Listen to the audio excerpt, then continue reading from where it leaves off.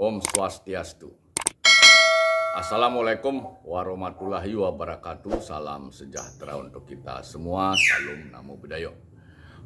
Kembali saya menyapa Handai Tolan Anda semua dari wilayah Bali bagian barat pada konten vlog pagi hari ini. Saya ingin menyampaikan tentang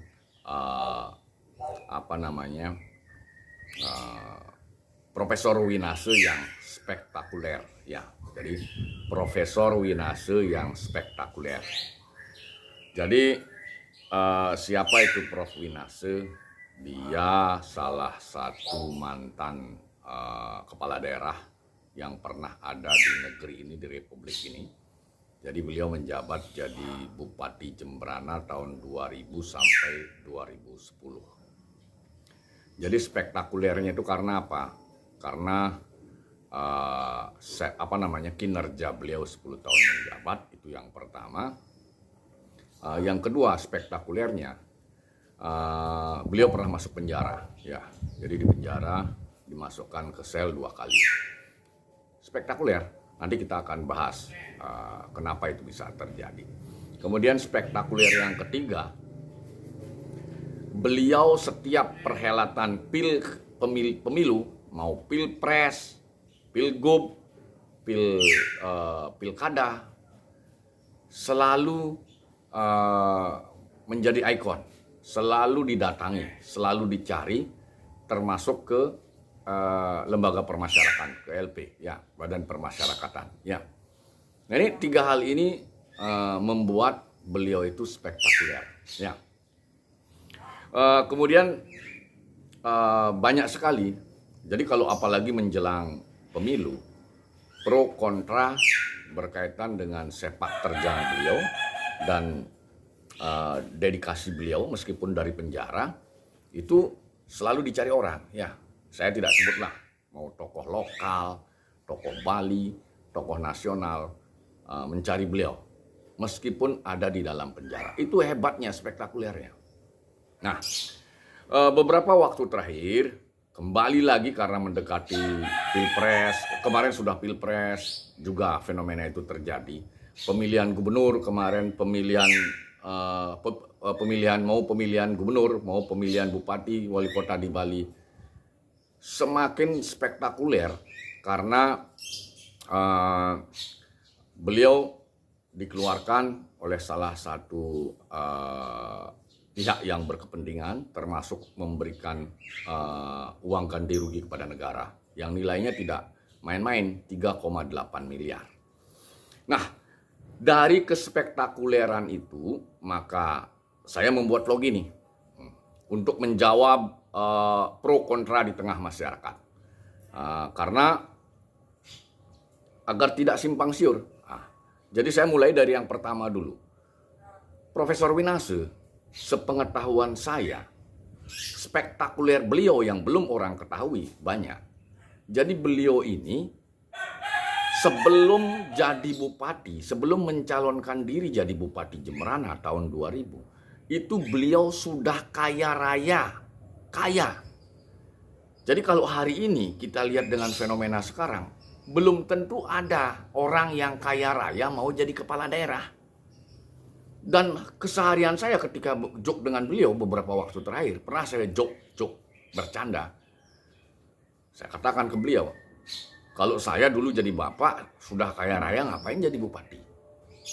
Pusing ngurus orang. Senyum-senyum kita berdua. Nah, kembali lagi ke pokok persoalannya. Jadi beliau ini sebelum jadi bupati sudah kaya. Saya masih ingat dulu salah satu mobil mewah beliau itu Mercedes, kalau tidak salah BMW yang pada masanya itu paling mahal harganya. Beliau naik itu BMW warna merah. Ya, belum lagi BMW-nya yang warna hitam. Nah, artinya apa? Ini cukup spektakuler. Mohon maaf, kalau belakangan hari ini 5-10 tahun terakhir ketika kita berbicara orang mau nyalon kepala daerah, justru fenomenanya patut diduga banyak yang ingin kaya, banyak yang ingin prestis, gitu loh. Jadi berbeda. Jadi beliau Prof. Winasih ini memang kaya terlebih dahulu, sehingga pikirannya itu totalitas. Saya sering sekali ngobrol dengan beliau. Saat beliau menjadi kepala daerah, saya masih menjadi pegawai Pemda waktu itu. Ya, sampai saya kenal dengan beliau, sering sekali saya dengan beliau itu berdiskusi berdua. Ya, nah itu yang pertama tentang spektakuler beliau. Jadi sudahlah, jangan terlalu, setiap orang pasti ada kekurangannya, pasti. Jangankan beliau, para utusan-utusan Tuhan saja masih ada yang tidak suka. Jadi pro kontra. Tapi fakta di lapangan menunjukkan itu tadi spektakuler pertama. Yang kedua, pada masa pemerintahan beliau, itu bisa dikatakan Jembrana itu menjadi suara, rujukan, referensi pertama tata kelola Pemda. Bukan hanya Pemda kabupaten kota loh, provinsi. Termasuk saya sendiri pernah menerima profesor dari Inggris itu yang apa namanya, keahliannya itu masyarakat urban. Jadi saya menerima di Bapeda waktu itu di Jembrana. Jadi dia bertanya ke saya, kenapa Jembrana yang waktu itu anggarannya mungkin masih di kisaran 500-600 miliar mampu memberikan layanan yang hampir sama dengan negara-negara Eropa Barat. Ya enggak mungkin lah Anda kelas kecek-kecek menerima profesor itu. Makanya Profesor Winasih suruh saya temui beliau. Karena isi kepala saya dengan beliau enggak jauh beda. Totalitas untuk peradaban ini sendiri. Di mana bumi dipijak, di situ langit dijunjung. Ya. Nah itu.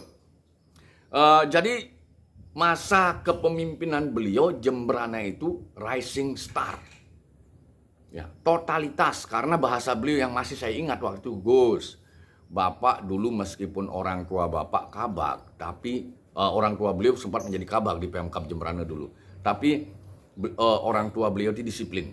Jadi beliau betul-betul disuruh mandiri. Nah, perjuangan hidup beliau yang demikian getir meskipun orang tuanya pejabat, tidak sekarang oknum anak-anak pejabat memanfaatkan orang dalam. Beliau cerita langsung ke saya. Jadi bagaimana dia berjibaku disuruh mandiri oleh orang tuanya, sehingga melahirkan karakter seperti itu. Nah, jadi sekarang saya tangkap, saya sampaikan ke Anda apa saja program beliau yang legend itu, dan sudah dilakukan hampir semua daerah di Indonesia. Pertama, program Civic Center. Kalau orang nggak ngerti Civic Center, kantor-kantor pemerintah itu dijadikan satu. Nggak ada lagi kantor terpecah-pecah. Masa itu belum ada masa waktu itu belum ada sosmed. Jadi masih ada telepon Telkom aja. Jadi dari menggabungkan kantor-kantor itu, kita bisa mengefisiensikan biaya telepon, listrik, air, dan lain sebagainya. Itu pertama. Poin kedua yang saya bahas tentang spektakulernya Profesor Winasih. Kedua, telekonferensi pertama. Saya tidak tahu di dunia, tapi di Indonesia pasti. Jadi waktu itu telekonferensi itu sekitar tahun 2006 pertama, pakai komputer tabung, pakai headset. Saya waktu itu sudah menjabat di 2 tempat pada saat yang sama. Jadi saya mengalami betul menggunakan telekonferensi, bagaimana saya mengecek pegawai saya yang ada di Gilimanuk dari Tegal Cangkring. Bagaimana saya saat ada di Gilimanuk, saya mengecek pegawai saya yang ada di Tegal Cangkring. Nih, telekonferensi pertama itu dilakukan oleh beliau dengan bantuan BPPT. Ya. Kemudian yang ketiga spektakuler dari prestasi beliau, pertama sekali di Republik ini ada absen sidik jari. Nah itu yang ketiga. Kemudian kreasi beliau, ya, e-voting pertama di Indonesia, ya itu tapi hanya dilakukan di level kepala dusun. Tapi e-voting sudah terjadi, itu sekitar tahun di periode beliau, berarti antara 2000 sampai 2010, ya. Jadi kalau Inggris kemarin ribut 2021 tentang e-voting udah ketinggalan, ya Inggris ketinggalan, tinggal jauh dari Jembrana, ya. Kemudian lelang jabatan pertama.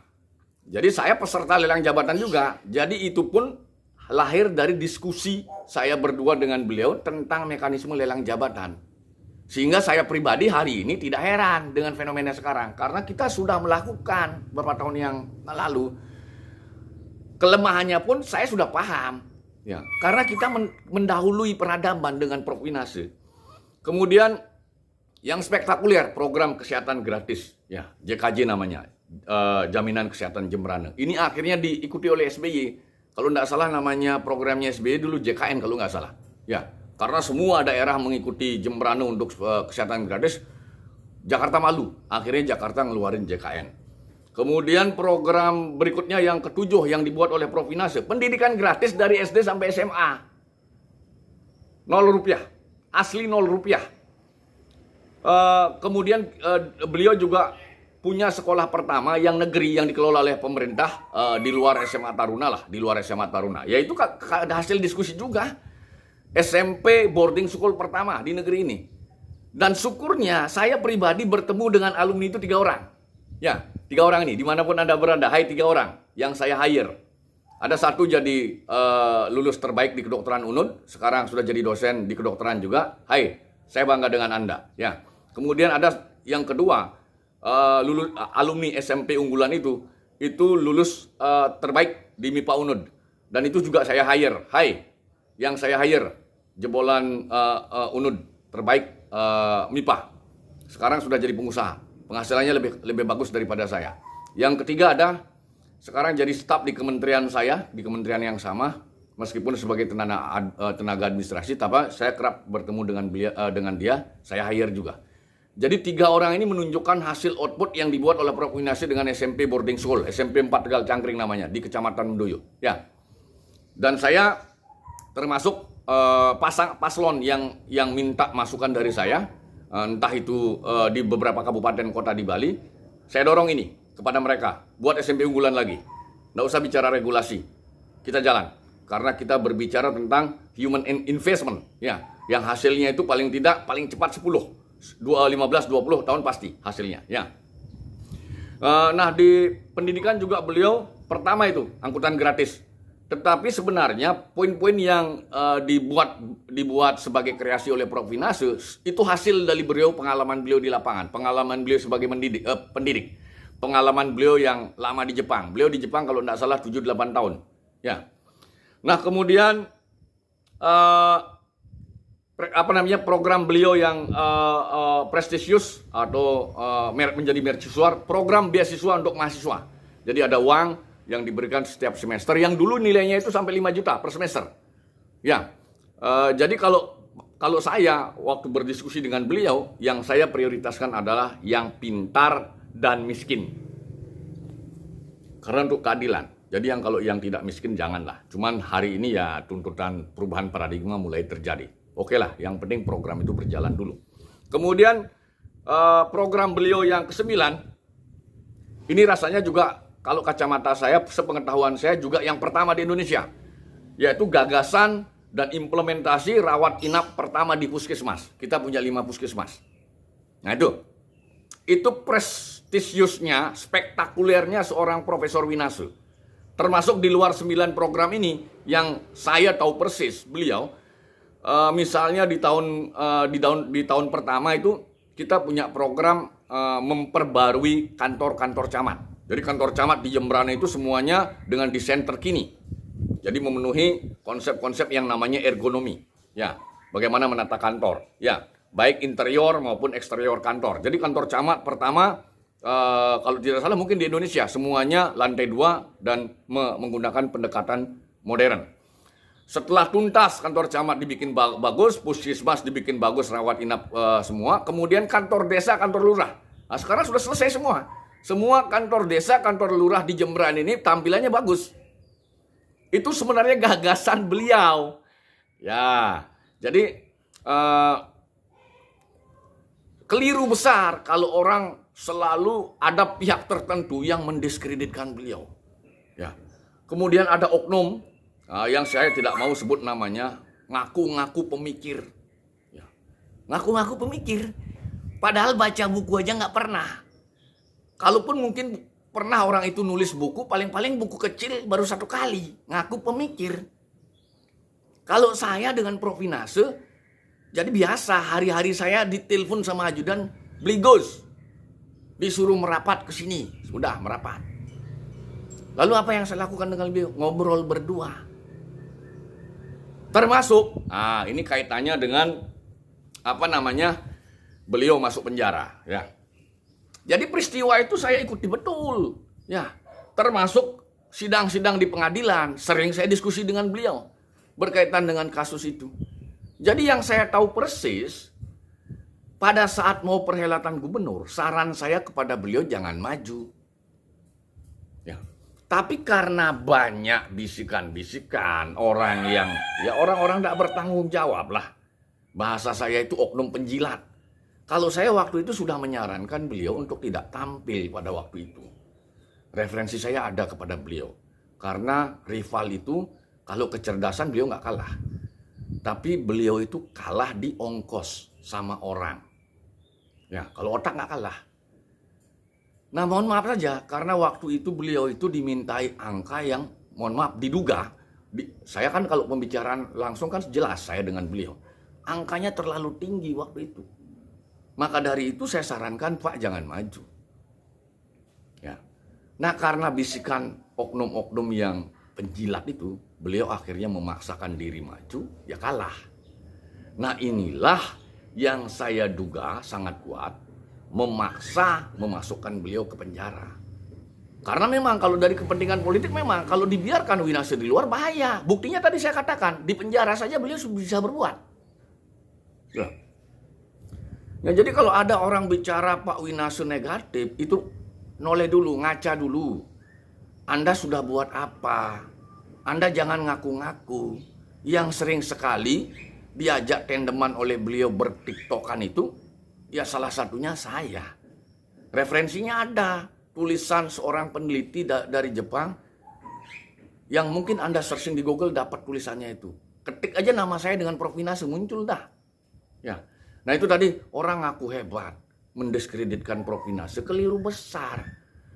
Kalaupun kasus misalnya di kampung kita Jemberan ini, ngaku-ngaku sebagai pemikir, itu kalau mau introspeksi diri, yang mikir siapa, peristiwa itu yang ngetik siapa. Itu pikiran saya. Contohnya misalnya, itu program Jembrana Satu Data dari Desa, siapa yang menggagas? Bahkan saya tahu implementasi dengan pikiran saya berbeda. Jadi jangan ngaku-ngaku.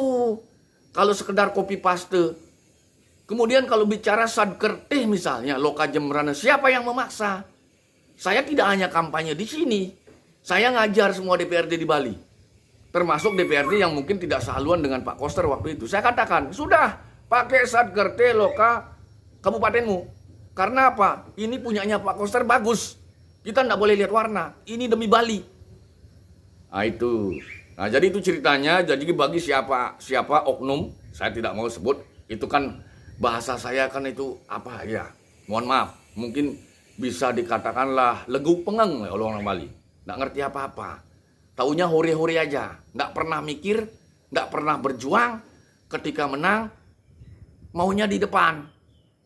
Ini memalukan. Padahal kemudian kalau saya singgung lagi, tanggal 9 Desember malam maghrib, mau malam, itu ada orang nelpon saya. Nanya saya, Pak Gus mau jadi sekda ya?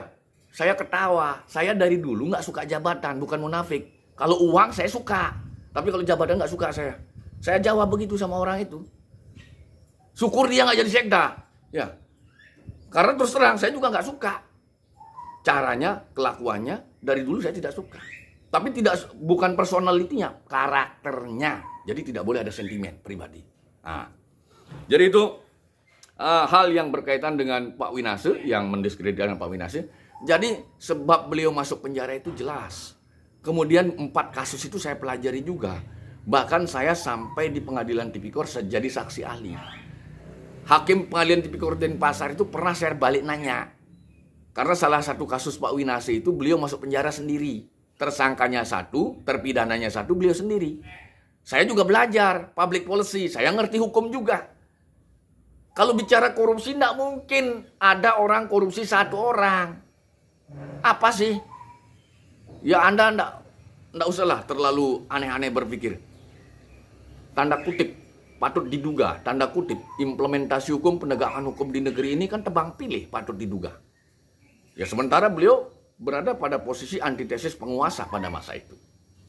Ya, nah itu yang ingin saya sampaikan ya tentang program-program di Jembrana yang dilakukan oleh Prof. Winasir. Astungkare sampai dengan hari ini saya dengan beliau itu seperti paman dengan keponakan. Jadi termasuk pikiran saya dengan beliau masih Di mana bumi dipijak, di situ langit dijunjung. Apalagi beliau kelahiran Jembrana. Pastilah dia berpikir untuk Jembrana. Lebih bagus pikirannya dibandingkan saya. Karena saya bukan kelahiran Jembrana, tapi anak-anak saya kelahiran Jembrana. Jadi kalau dengan saya totalitas. Nah itu mungkin hal-hal yang berkaitan dengan pro kontra sepak terjang Prof. Inase. Ya ada orang yang suka, ada orang yang tidak suka. Tetapi fakta telah menunjukkan bahwa beliau sudah memberikan dedikasinya kepada tanah kelahirannya. Kalaupun itu kasus bahasa koruptor, korupsi, saya sudah langsung jawab. Beliau itu tidak perlu korupsi. Dia sudah kaya duluan sebelum jadi bupati. Malah setelah di bahasa saya pribadi, mohon maaf, saya duga dikriminalisasi.